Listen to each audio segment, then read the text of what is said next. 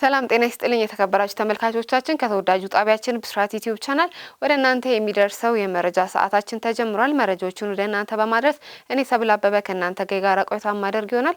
ለሰዓቱ የደረሱ ከሀገር ውስጥ እንዲሁም ከባህር ማዶ መረጃ ይዘናል። ወደ ሀገር ውስጥ እናልፋለን።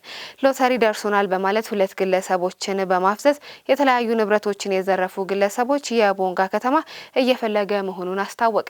በደቡብ ምዕራብ ኢትዮጵያ ሕዝቦች ክልል ፖሊስ ኮሚሽን ከወንጀል መረጃ ኢንተለጀንስና ተጎጂ ግለሰቦች የተገኘው መረጃ እንደሚያሳየው በካፋ ዞን ቦንጋ ከተማ አስተዳደር የወንጀል ድርጊቱ ተፈጽሟል። የደቡብ ምዕራብ ኢትዮጵያ ሕዝቦች ክልል ፖሊስ ኮሚሽን የህዝብ ግንኙነትና ኮሚኒኬሽን ዳይሬክተር ኢንስፔክተር ደጀኔ አሰፋ ለብስራት ራዲዮ እንደገለጹ ተጠርጣሪዎቹ የግል ተበዳይን እጇን በመጨበጥ ይዛ የነበረውን 8000 ብር ከወሰዱ በኋላ ባጃጅ ውስጥ እንድትገባ በማድረግ ወደ መኖሪያ ቤቷ ድረስ በመውሰድ ቤት ውስጥ የተቀመጠ 26000 ብር፣ የአንገት ብር 18 ግራም፣ የእጅ ቀለበት 6 ግራም እና 2 ግራም የጆሮ ወርቅ አስወልቀው በመውሰድ በያዙት ባጃጅ የግል ተበዳይን ጭነው በመውሰድ አሳቻ ስፍራ ከባጃጅ እንድትወርድ ማድረጋቸውን ተጎጂዋ ለፖሊስ ማሳወቋም ተነግሯል። በተመሳሳይ በቦንጋ ከተማ አስተዳደር ሸታ ቀጠና ተብሎ በሚጠራው አካባቢ የግል ተበዳይ 60,000 ብር ሎተሪ ደርሶናል በሚል እጇን በመንካት ባጃጅ ውስጥ እንድትገባ በማድረግ ወደ ከተማ በመውሰድ በሁለት ባንኮች 12800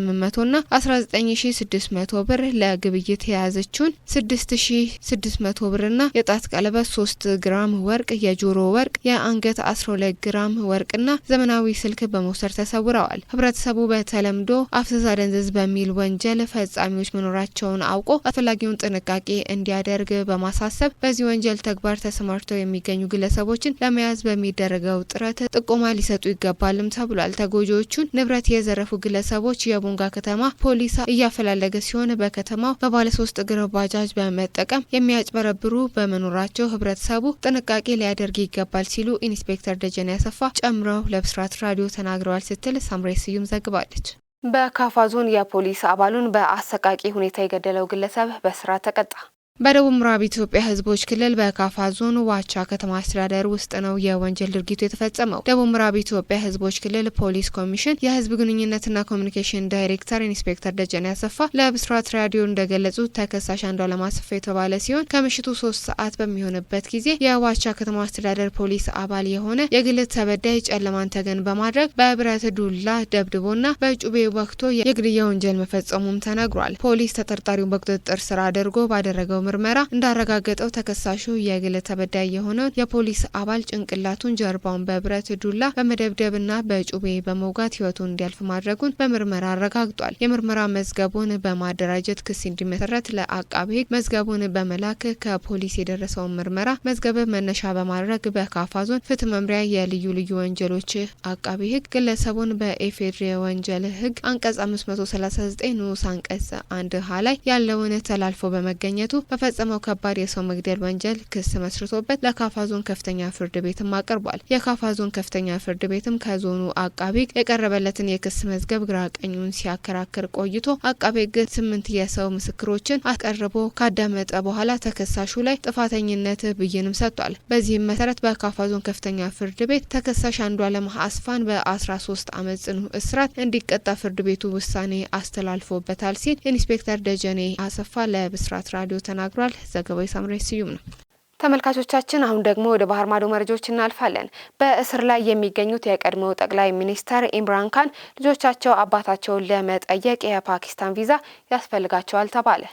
የፓኪስታን የቀድሞ ጠቅላይ ሚኒስተር ኢምራን ካን የግል ሐኪም የዶክተር ቡድን በአይናቸው ላይ መሻሻል መኖሩን ሪፖርት እንዳደረጉ ተነግሯል። ነገር ግን የፓኪስታን እስር ቤት ባለስልጣናት የታሰሩት የቀድሞ ጠቅላይ ሚኒስተር ለማየት እድል ስላልሰጡኝ ግምገማውን ማረጋገጥ እንዳልቻሉ የግል ሐኪማቸው ተናግረዋል። የአይን ስፔሻሊስቱ ቡድን በሀገሪቱ ጠቅላይ ፍርድ ቤት ትዕዛዝ በራዋልፒንግ በሚገኝ አዲያላ እስር ቤት ውስጥ ለካን ምርመራም አድርጓል። የካን የግል ሐኪም ዶክተር ኢሳም ዩሱፍ በኤክስ ላይ በለጠፈው መረጃ የእስር ቤቱ ዶክተሮች በካን የአይን ሁኔታ ላይ ስላለው መሻሻል ገለጻ አድርገውልኛል ብሏል። ዶክተር የሱፍ አክሎም የእስር ቤቱ ዶክተሮች የኢምራን ካን አይን ሁኔታ የተሻሻለ መሆኑንም ገልጸው ባለፈው ወር ሕክምናውን ካገኘ በኋላ የቀድሞ ጠቅላይ ሚኒስተር ከፊል የማየት ችግር ከደረሰባቸው ቅሬታዎች በኋላ ኢስላማባድ ውስጥ ሕክምና ሲያደርጉ እንደነበረ አሶሲኤትድ ፕሬስ ዘግቧል። የካን ልጆች የ26 ዓመቱ ቃሲምና የ29 ዓመቱ ሱሌይማን ስለ አባታቸው የሕክምና ሁኔታ ባወጡ ዘገባ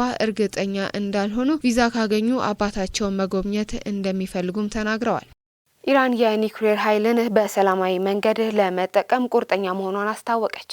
የኢራን የውጭ ጉዳይ ሚኒስትር ቃል አቀባይ ኢስማኤል ባጋ በሀገራቸው የኒውክሌር መከላከያ ስምምነት አባል መሆኗንና ተግባሯንና መብቷን እንደምትጠብቅ ተናግረዋል። መብታችን በስምምነቱ አንቀጽ 4 መሰረት የኒውክሌር ኃይልን በሰላም መጠቀም ነው፣ የዚህም ማበልጸግ አንዱ አካል ነው ሲሉ በጄኔቫ የዋሽንግተን ቴህራን ድርድር ከመደረጉ በፊት ለአይአርኤን የዜና ወኪል ተናግረዋል። ድርድሩን ቴህራን በተቻለ ፍጥነት ለመጨረስ እንደምትፈልግና የሲዩዝ ከተማ ውስጥ ሁሉም አስፈላጊ የኢራን ባለስልጣናት መኖራቸውን አረጋግጣለች። በዚህም የድርድር ዙር ከሙሉ ቡድን ጋራ ከፖለቲካዊ፣ ህጋዊ፣ ኢኮኖሚያዊና ቴክኒካዊ ቡድን ጋር እንሳተፋለን ሲሉ ማክለዋል። አሁን ግን በሙሉ ጥርጣሬና አለመታመን ሁኔታ ውስጥ ከአሜሪካ ጋር እየተደራደርን ነው ብለዋል። ከዚህ በፊት ያጋጠሙን ተሞክሮዎች አሉ። እናም እነዚህን ልምዶች ለአፍታም ቢሆን ከአይናችን እንድናወጣ በምንም አይነት ሁኔታ አንፈቅድም ሲሉ ባጋይ ተደምጠዋል። የኢራን የኢኮኖሚ ዲፕሎማሲ ምክትል ሚኒስተር ሐሚድ ካምባሪ ለኢራን የንግድ ምክር ቤት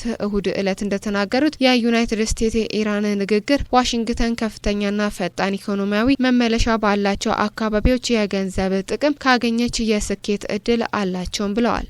ተመልካቾቻችን እስካሁን ስትከታተሉት የነበረው ከተወዳጁ ጣቢያችን ብስራት ዩቲዩብ ቻናል ወደ እናንተ ሲደርስ የነበረው የመረጃ ሰዓታችንን ነው። መረጃዎቹን ወደ እናንተ በማድረስ እኔ ሰብል አበበ ከእናንተ ጋር ቆይታ አድርጌ ነበር። መልካም ቆይታ።